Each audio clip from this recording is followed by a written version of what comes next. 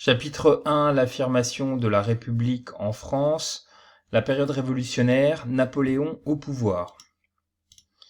Napoléon au pouvoir, c'est tout d'abord une prise de pouvoir par la force qui a lieu sur la date du calendrier révolutionnaire du 18 Brumaire. Cette date du 18 Brumaire de l'an 7 correspond donc au mois de novembre 1799, lors duquel Napoléon, général de l'armée française, considérant que l'Assemblée nationale est dans l'incapacité de prendre les décisions nécessaires à la bonne tenue du gouvernement de la France, décide de renverser ce pouvoir et il va alors instaurer un nouveau régime politique. Napoléon au pouvoir, ce sont donc deux régimes politiques qui se succèdent. Le tout premier, c'est le consulat qui va durer de 1799 à 1804. Ce terme de consulat reprend le titre du consul romain, chef de l'armée et chef de l'État. Napoléon y place une augmentation très nette de son pouvoir personnel. Ça se concrétise notamment par deux décisions, réaliser un plébiscite, c'est-à-dire un vote sur lequel les gens répondent par oui ou par non, vote influencé, sur le fait qu'il devienne consul à vie en 1803, et un second plébiscite dans lequel il demande à la population s'il peut devenir empereur.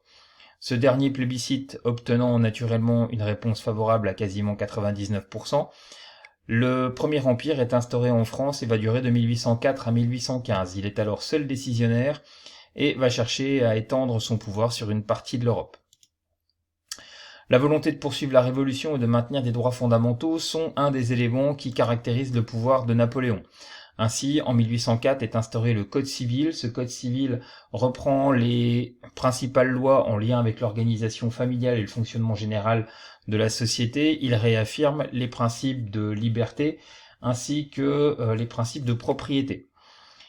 De la même façon, Napoléon institue tout le principe et le process de Légion d'honneur. Ce process de Légion d'honneur doit permettre de valoriser les actions méritantes de la population française.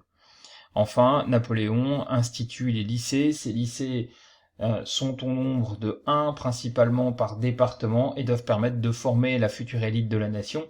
Leur accès y est théoriquement accordé à toute personne issue de la société civile, même si dans les faits ce sont souvent les personnalités les plus riches qui vont pouvoir y entrer. Également, Napoléon exerce un rôle majeur sur la religion.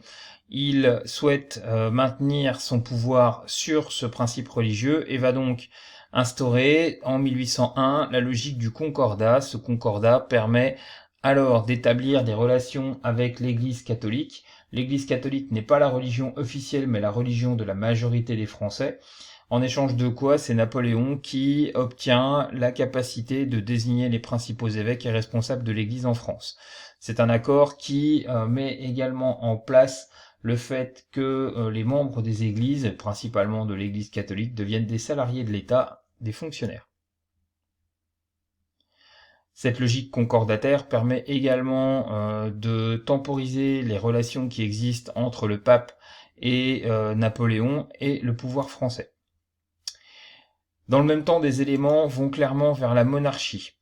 Ainsi, le fait que Napoléon Bonaparte devienne consul à vie constitue en 1803 un élément majeur reprenant la logique de pouvoir perpétuel qui était celle des rois de France lorsqu'ils étaient encore en exercice de celui-ci. En 1804, avec l'instauration de l'Empire, Napoléon rétablit également des process monarchiques. On voit ici Napoléon en costume de sacre qui reprend très clairement les logiques qui existaient avec les rois Louis XIII, Louis XIV, Louis XV et Louis XVI, avec quelques différences. On y retrouve cependant donc le glaive, symbole du pouvoir de l'armée, la main de justice. On y retrouve également le sceptre, symbole du pouvoir politique. On trouve non pas la croix de l'ordre du Saint-Esprit, mais la Légion d'honneur autour de son cou, un manteau d'hermine comme les rois, le trône. En fait, la mise en œuvre de ce pouvoir symbolise très clairement la volonté pour Napoléon de devenir le seul et unique chef de la France. Dans le même temps, la noblesse est rétablie et la liberté de la presse va progressivement, même si elle est maintenue au début, être de plus en plus contrôlée, dans le sens où une censure va être instaurée par l'empereur qui cherchera à ce que les journaux, quand bien même ils puissent exister, disent au maximum du bien du pouvoir de Napoléon et fassent en sorte de l'encenser dans les décisions qu'il prend. Enfin, à l'étranger, avec les principales conquêtes qui existent et qui sont menées par l'armée napoléonienne, certains sentiments nationaux et libéraux sont développés.